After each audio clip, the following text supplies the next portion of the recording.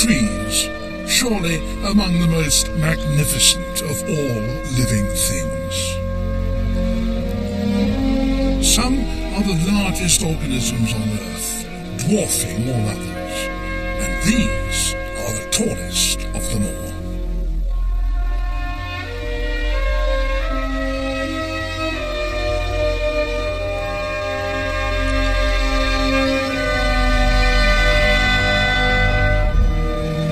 The deciduous and coniferous woodlands that grow in the seasonal parts of our planet are the most extensive forests on Earth.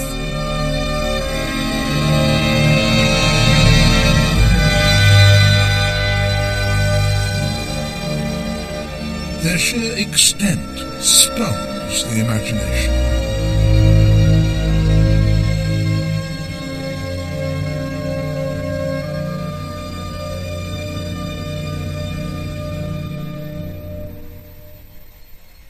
The barren snows of the Arctic, 1,000 miles from the North Pole and heading south. This is the very first place that trees can grow. To begin with, the conifers are sparse, but soon they dominate the land.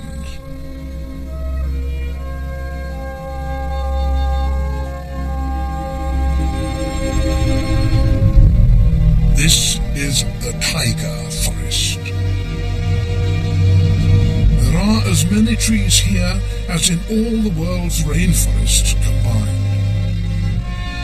The taiga circles the globe and contains 1/3 of all the trees on Earth.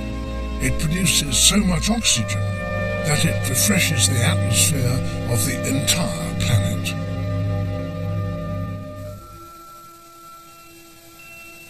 At the taiga's northern extent, the growing season can last for just 1 month a year. It can take 50 years for a tree to get bigger than a seedling.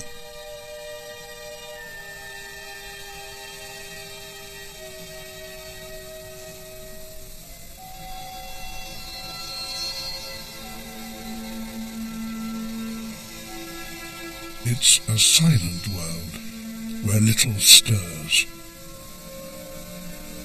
But there are occasional signs of life, stories written in the snow. The prints of an Arctic fox, and the hare it might have been stalking.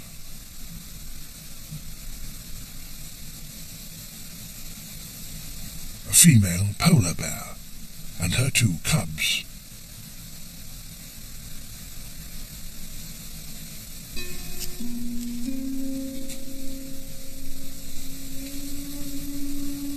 Some animals are so difficult to glimpse that they're like spirits.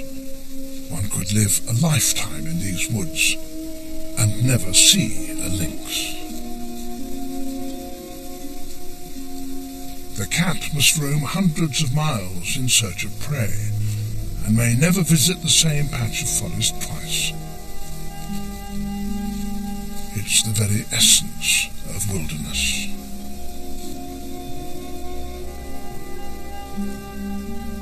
With so few prey animals here, life for a hunter is particularly hard. Creatures are scarce because few can eat conifer needles. The moose is an exception.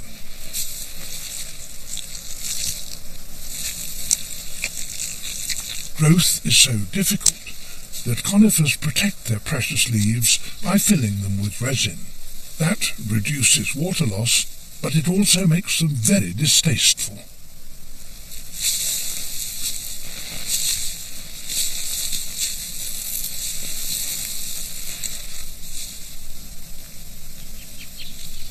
At least the conifer's seeds are edible, but they're protected within armour-plated cones, and it takes a specialist to reach them.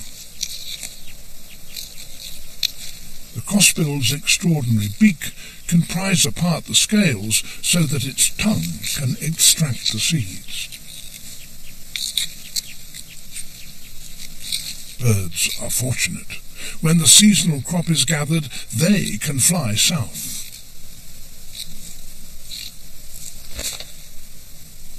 But one animal is so expert at survival in this frozen forest that it stays here and is active all year long. In local folklore, the wolverine is a link to the spirit world and a cross between a bear and a wolf. In reality, it's a huge weasel. Its bulk helps to conserve body heat and also broadens its menu. It's so big and powerful, it can even bring down an adult caribou. For its size, it's said that the animal can eat more in one sitting than any other, which is why it's also known as the glutton.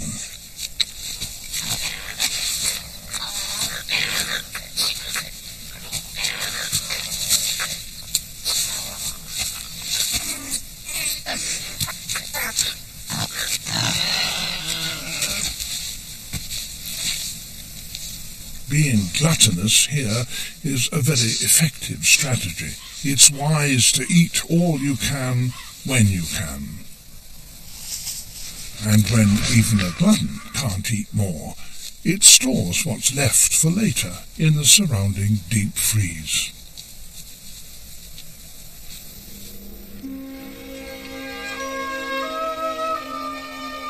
Spring in the ice forest.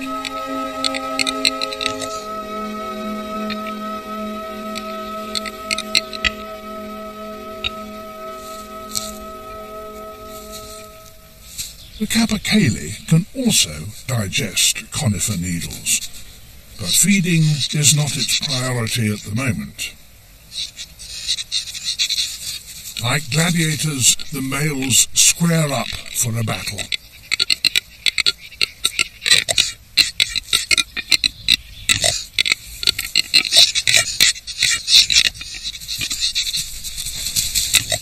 Each may have just a single chance to impress a female. Neither can afford a lapse in concentration.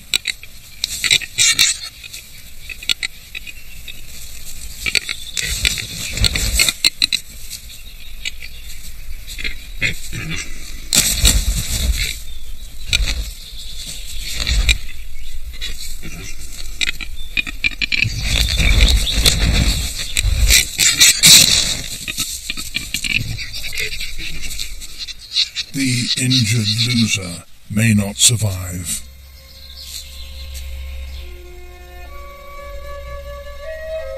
The inhabitants of this great wilderness may live and die without ever having contact with humanity.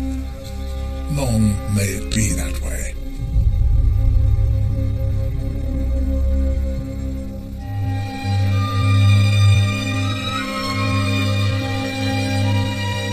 The northern forest may be the largest on Earth, but to see coniferous trees that have reached their full potential, you must travel 1,000 miles south of here.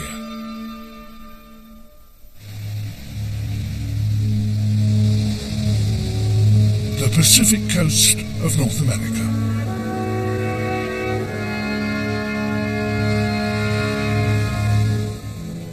The land of hemlock, Douglas fir, and giant redwood.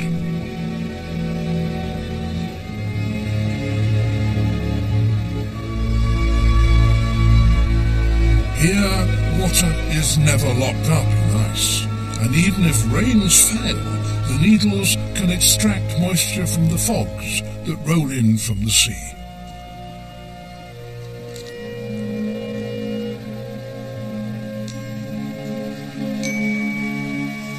The sun's energy powers these forests not for 1 month as it does in the taiga, but for half the year.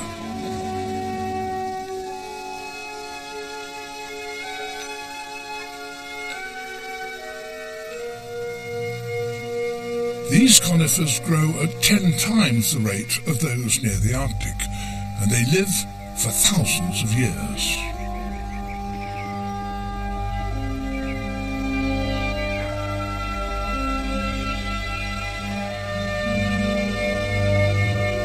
one grove of redwoods in California contains 3 of the tallest trees on Earth.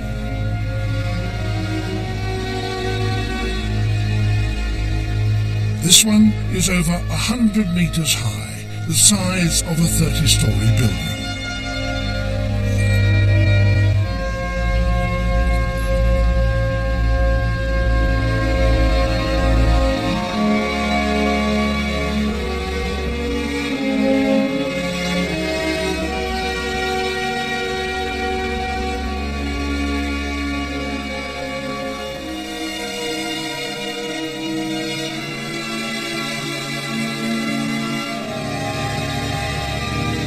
These forests were growing here long before humans walked the earth.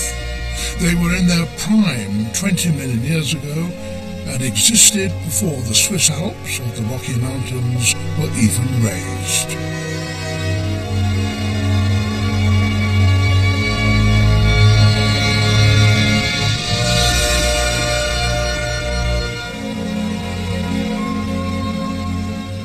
There is more living matter in a forest of giant conifers than in any tropical rainforest, but it's all contained within the trees. These are as inedible as those in the taiga, so animals are still scarce, but they are present. A pine marten. It's spring, the best time of year for a marten to find food.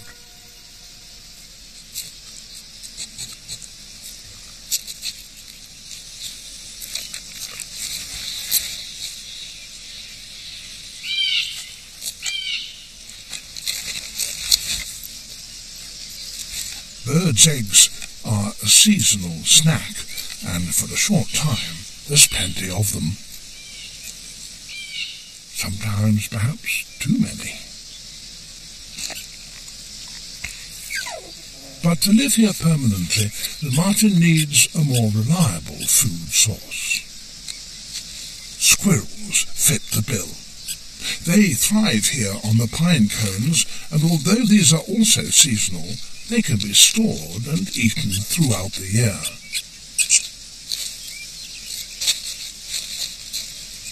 The squirrels are busy mating. Good news for the hunter. A distracted squirrel is a vulnerable squirrel.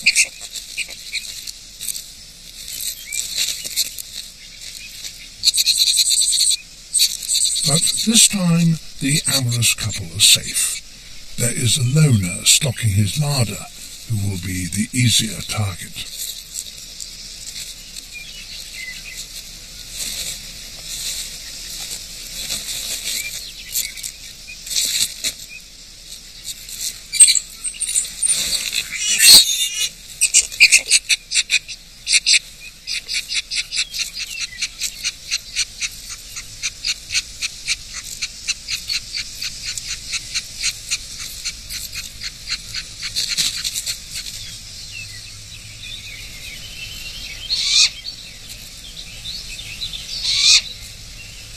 Early summer, and great grey owl chicks are fledging.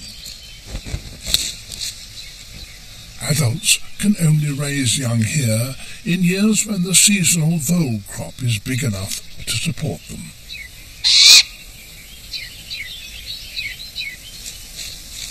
The moment has arrived for their first flight.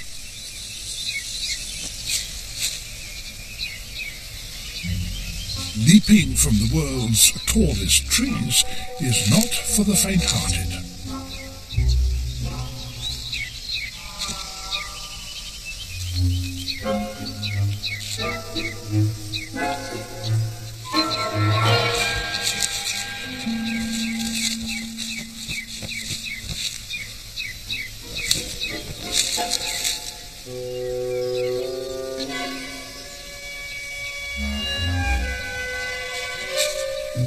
If you're going to fall here, it's quite a good idea to do it in stages.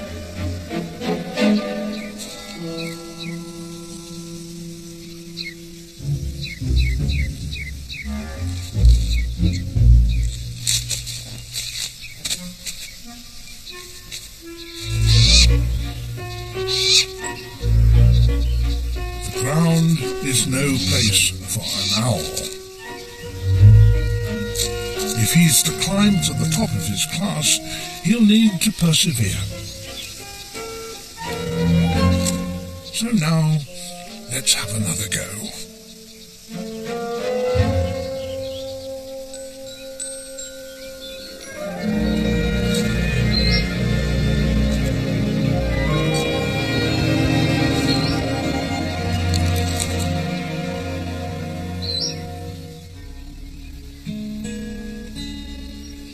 The American conifer forests may not be the richest in animal life, but their trees are extraordinary. This giant sequoia, a relative of the redwood, is the largest living thing on Earth. Known as General Sherman, it's the weight of 10 blue whales.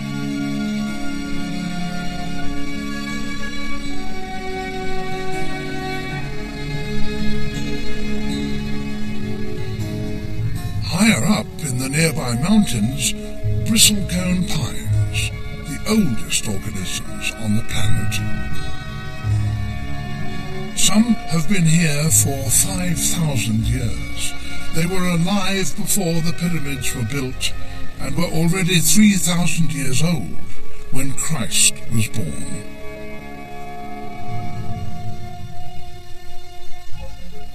Across the equator, in the southern hemisphere, there are forests that mirror those of the north.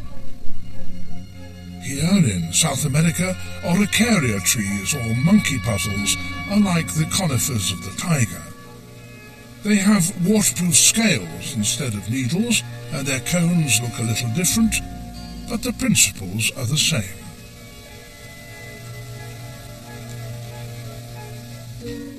Slender-billed parakeets, rather than crossbills, extract their seeds.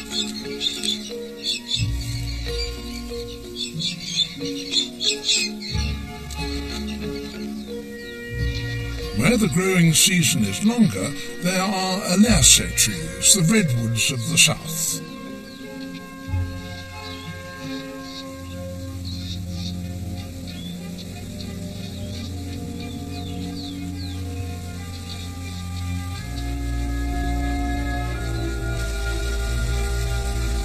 As in the frozen north, the Valdivian forests of Chile support very few animals, but that is the end of the similarity. This is a bizarre world of miniature creatures. The pudu, the world's smallest deer, feeds on the giant leaves of the gunnera plant.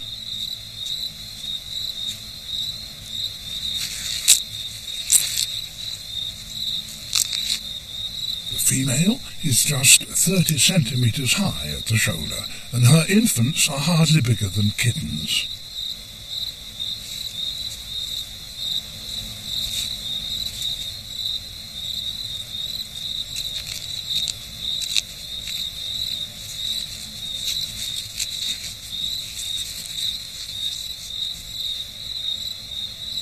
The male must stay alert. There are hunters here who would snatch his young. Another miniature, the codcod cat. It's the smallest cat in all the Americas, and a young poodoo would be a feast for it. But with the male on guard, the codcod must lower his sights.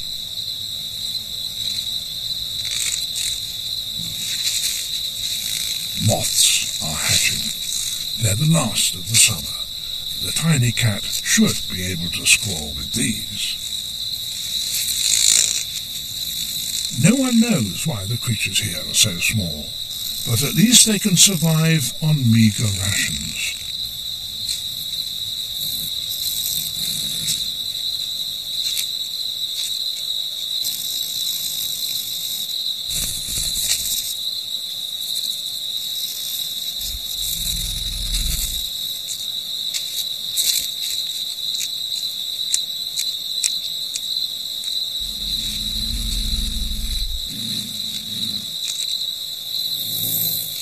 You might call this a game of cat and moth.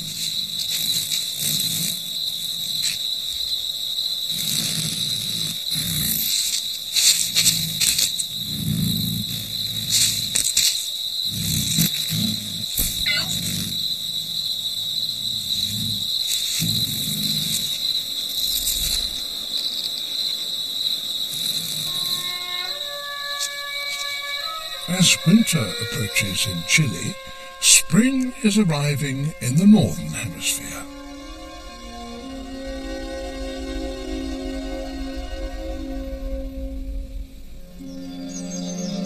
These are the deciduous forests of home. Dormant throughout the winter, they now undergo one of the most magical transformations in the natural world.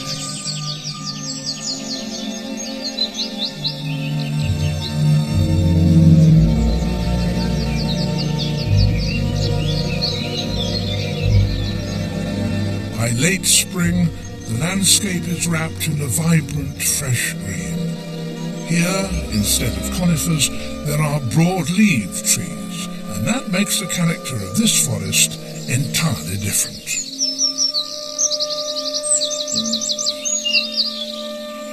Being broad, these leaves trap much more light than needles, but they're also thin, soft, and edible.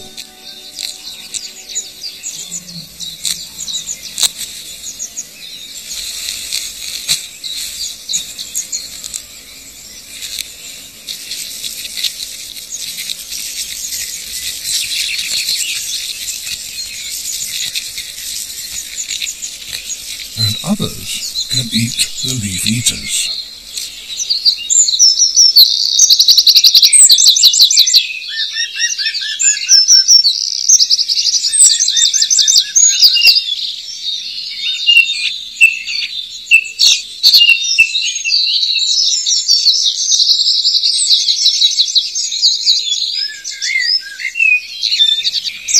It's spring in the great broad-leaved forests of Eastern Europe and Asiatic Russia.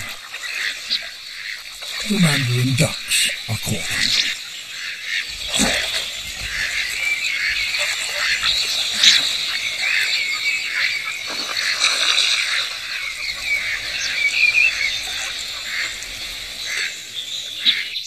The female mandarin nests in a tree hole, and when it's time for everyone to leave, she leads the way. The ducklings are only 24 hours old. It's a long drop, and a few calls of encouragement are required.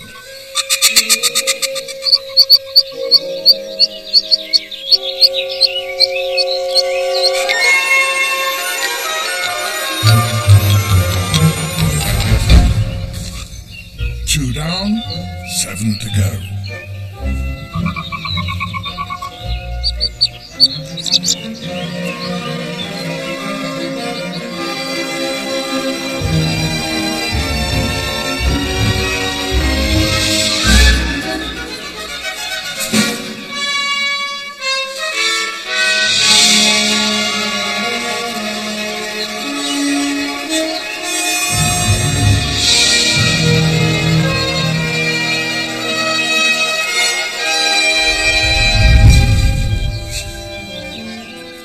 Still 2 missing.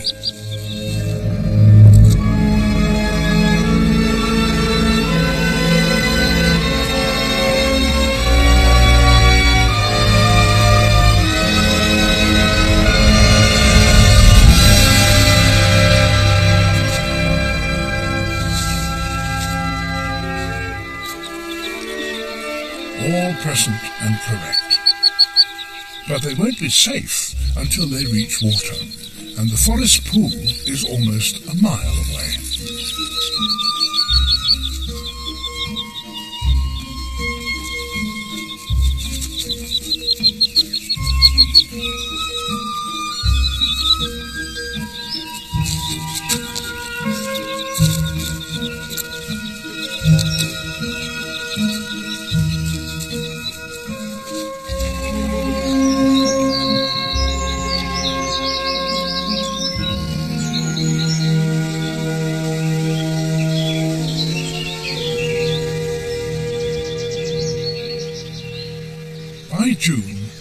days are at their longest, and all across the Northern Hemisphere the broad leaves are hard at work.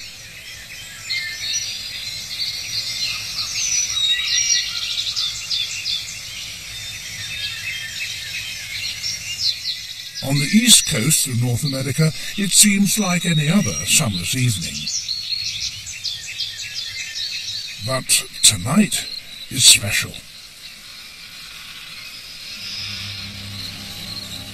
After 17 years underground, creatures are stirring.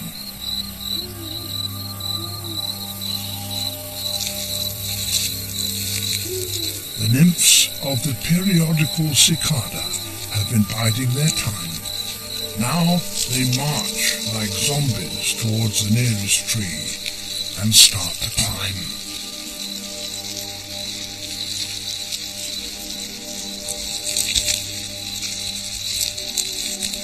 At first there are merely thousands, but soon more than 1 billion swarm all over the forest. The biggest insect emergence on the planet is underway.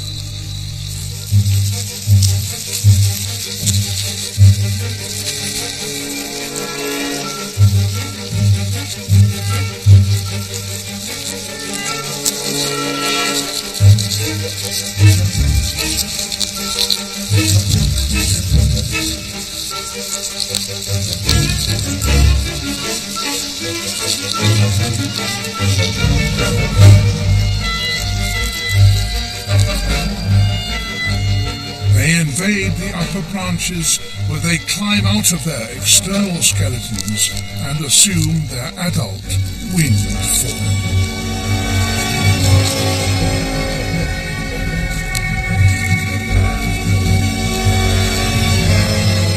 At first they're white and soft, but they have until dawn to complete their transformation.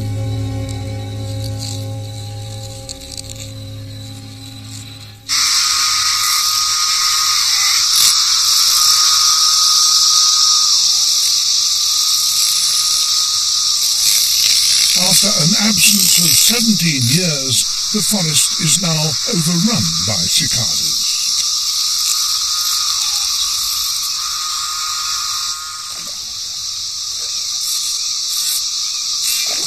The adults are clumsy and very edible.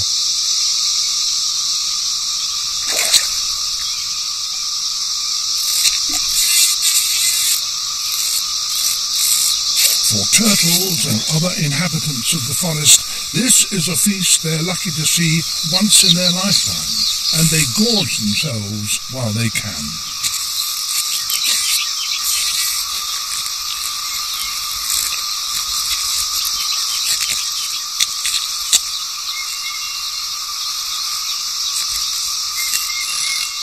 Times have never been so good. The cicadas have no defences and virtually offer themselves to their attackers.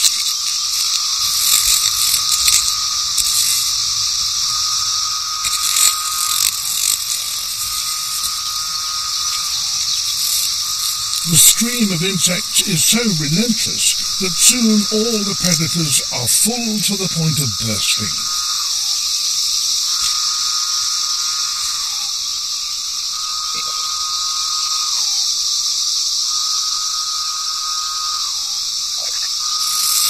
And still the cicadas come. With the predators overwhelmed, the survivors can achieve their purpose. After mating, the adults lay their eggs, and then their job is done. In just a few days they will all die, and the forest will fall silent. The cicadas here will not be heard again for another 17 years.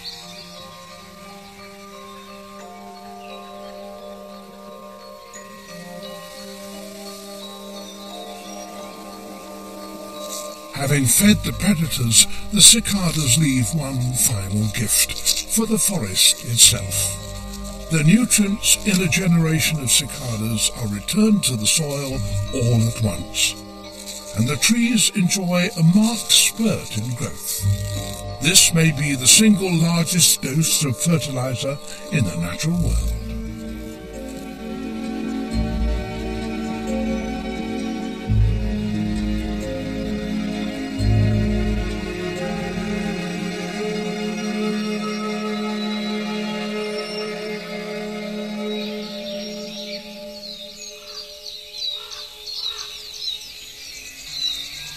In the great broadleaf forests of Eastern Europe, the days are beginning to shorten, and a primeval sound heralds the onset of autumn.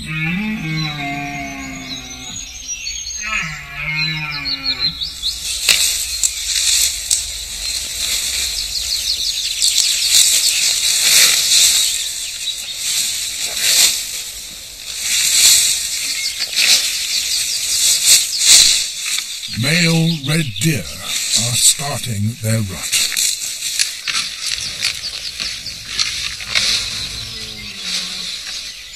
The air is heavy with the scent of females.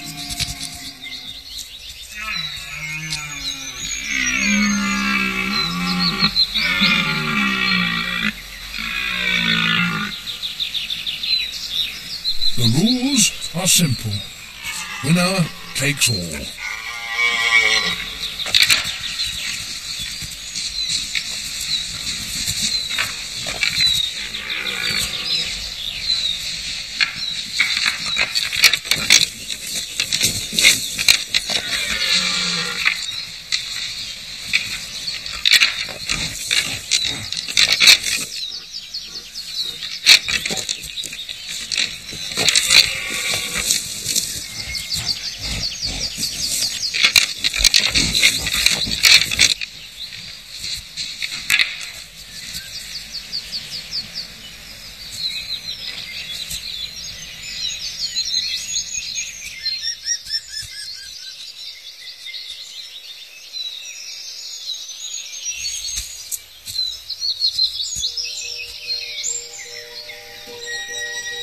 Across the northern hemisphere, the deciduous forests are changing. Leaves that have provided food and shelter since the spring are now shed.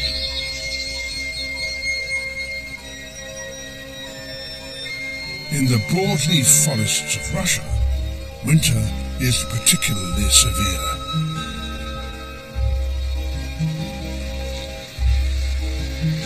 But there will always be some who benefit from hardship.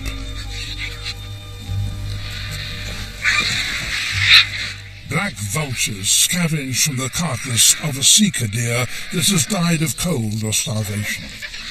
These endangered birds are visitors. They've come down from the north to escape the even colder conditions in Siberia.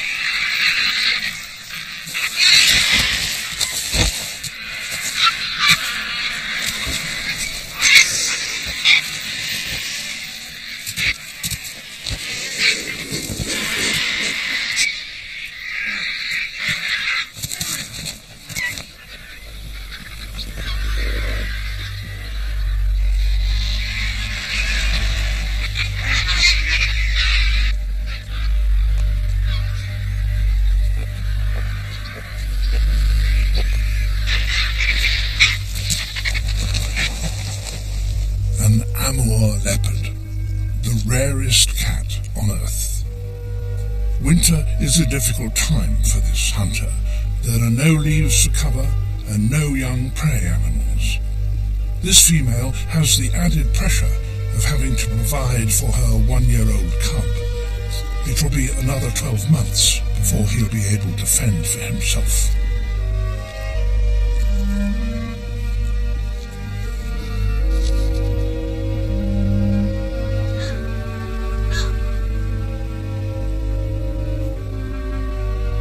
Bickering vultures have abandoned the carcass.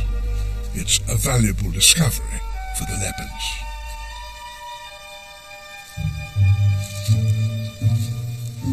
But the cub doesn't share its mother's sense of urgency.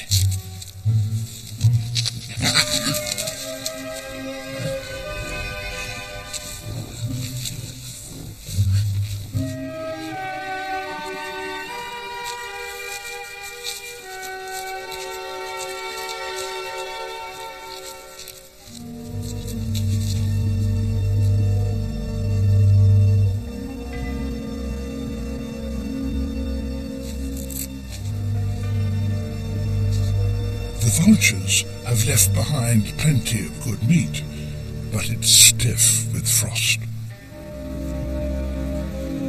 The mother works to open the hide and make feeding a little easier for her cub.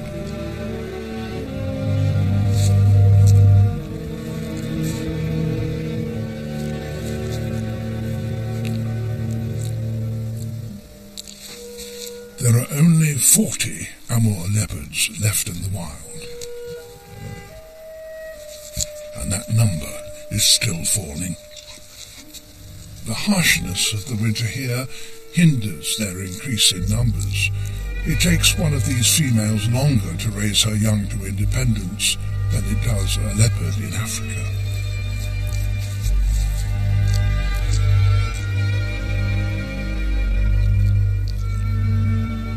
If the mother can sustain her cub for a few more weeks, spring will bring an increase in prey and her task will lighten.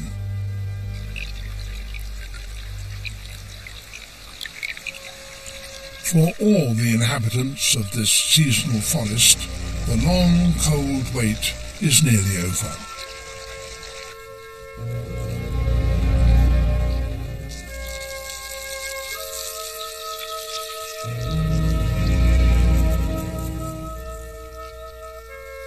Spring in a deciduous woodland is special. With no leaves overhead, the rays of the sun strike the forest floor directly, and their warmth rouses plants from their winter sleep.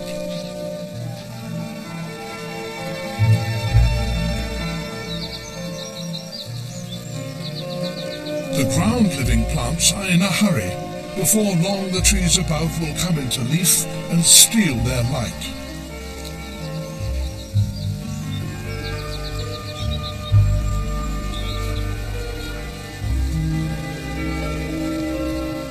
Their flowers decorate the forest floor as they advertise their sweet nectar to the newly emerged insects.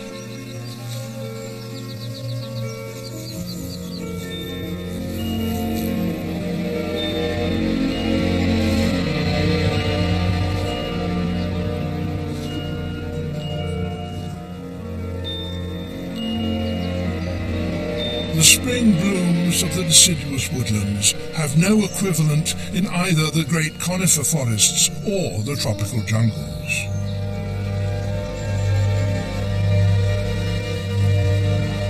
Within a matter of weeks, the canopy has closed and only a few wheeling shafts of light penetrate the woodland.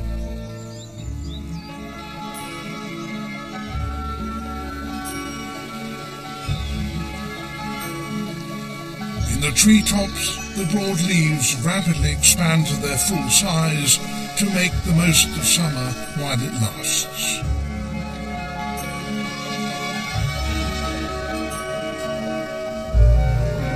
Then, after a few months, the days begin to shorten again, and the trees must shut down and shed their leaves in preparation for the cold, dark time ahead.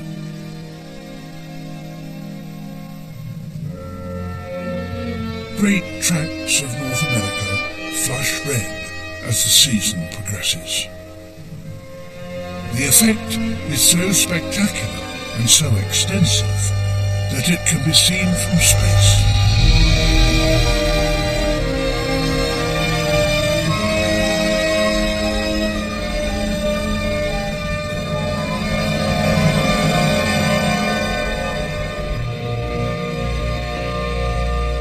The threat of winter frost is not the only reason for trees to shed leaves.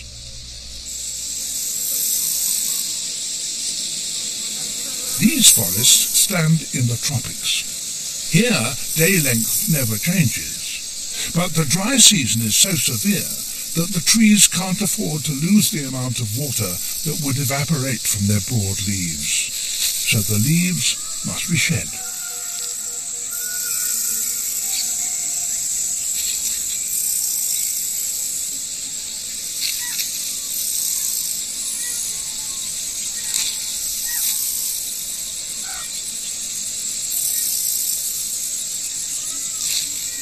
The forest resembles a European woodland in midwinter, but the heat is overpowering and its inhabitants unfamiliar. For the creatures of India's teak forests, these are desperate times. But salvation is at hand. The mahua tree is about to bloom.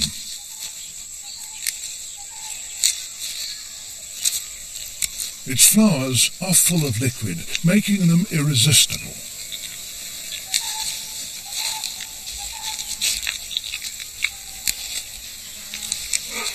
The mahua is an oasis in a hot, dry desert.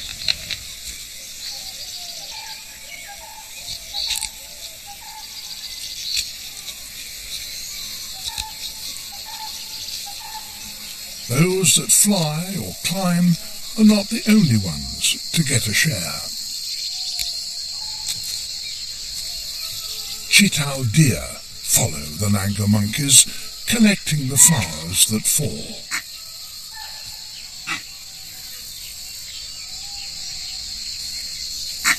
The monkeys welcome the deer, for deer are unrivaled at spotting predators. If they are relaxed, it must be safe to come down to the ground and gather the food that lies there.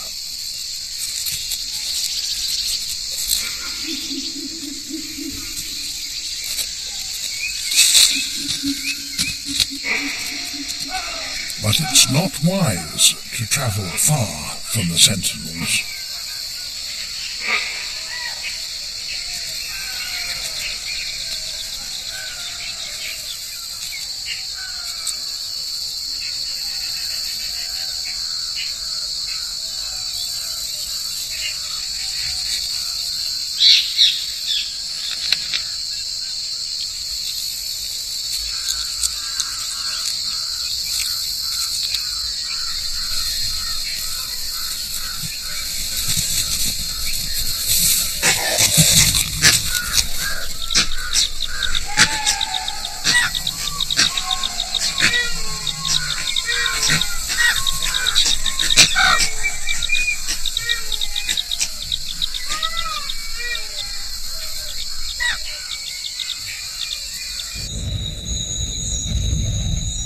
Tropical Madagascar, the wet season.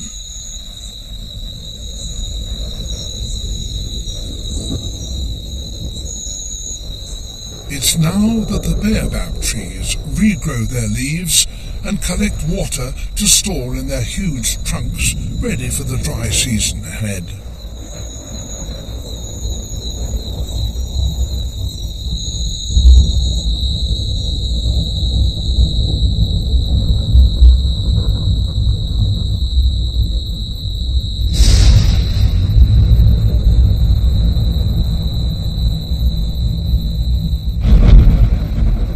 The prehistoric shape of these trees is rightly famous, but few have ever witnessed the baobab's real magic, for that happens at night and high in the treetops.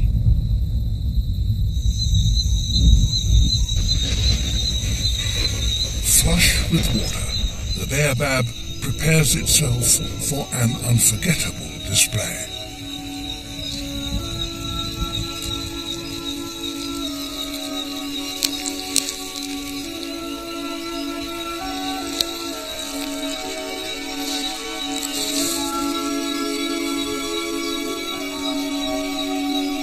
Once started, the foot-long flowers can open fully in less than a minute.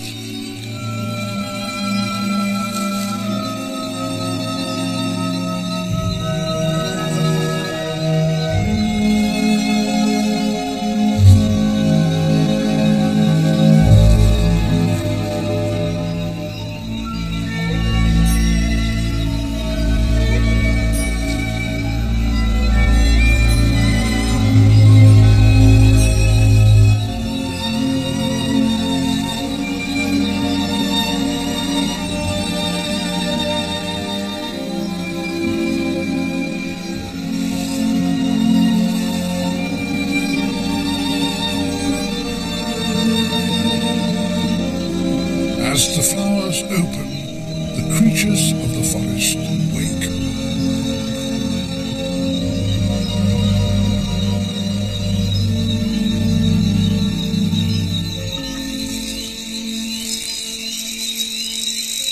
The mouse lemurs have been hibernating throughout the dry season. With the return of rains, it's time to get busy.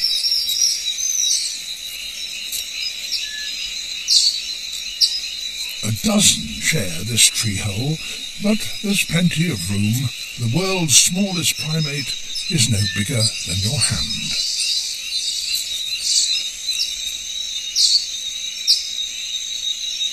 High in the branches above, the baobab's nectar is starting to flow.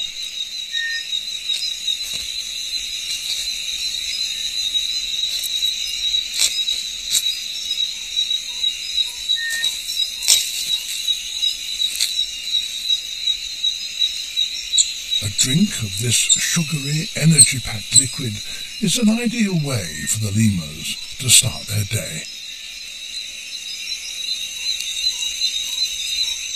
Liquid oozes from the flower's centre and trickles down the petals.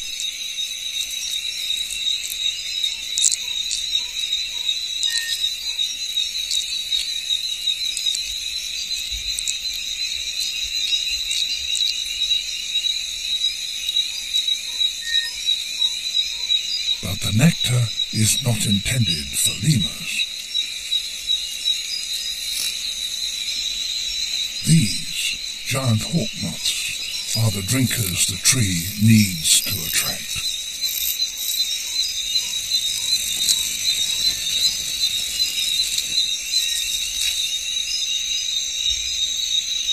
As they sip, moving from tree to tree, so they transfer pollen and fertilize the flowers.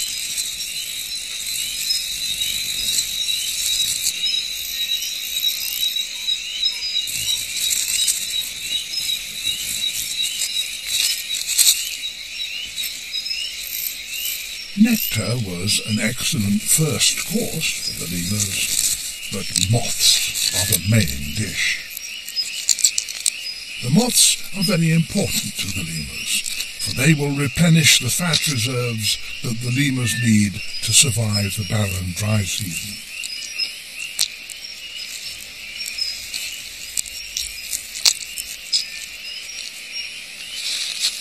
The lemurs might seem to be a pest for the baobab. They kill its pollinators and rob it of its nectar, but they do give something in return. For as they wrestle with the moths, their fur inevitably becomes dusted with pollen. So they too become pollinators.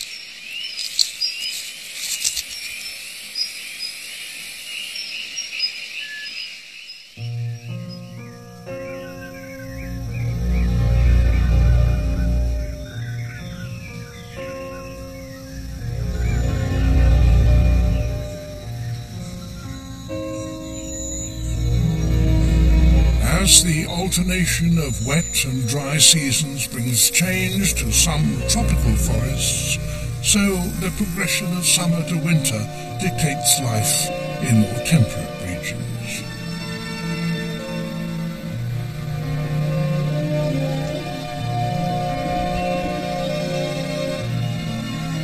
Whether trees have needles or broad leaves, it is their ability to survive annual change that has enabled them to cover such vast areas of the earth and made the seasonal forests the greatest forests of all.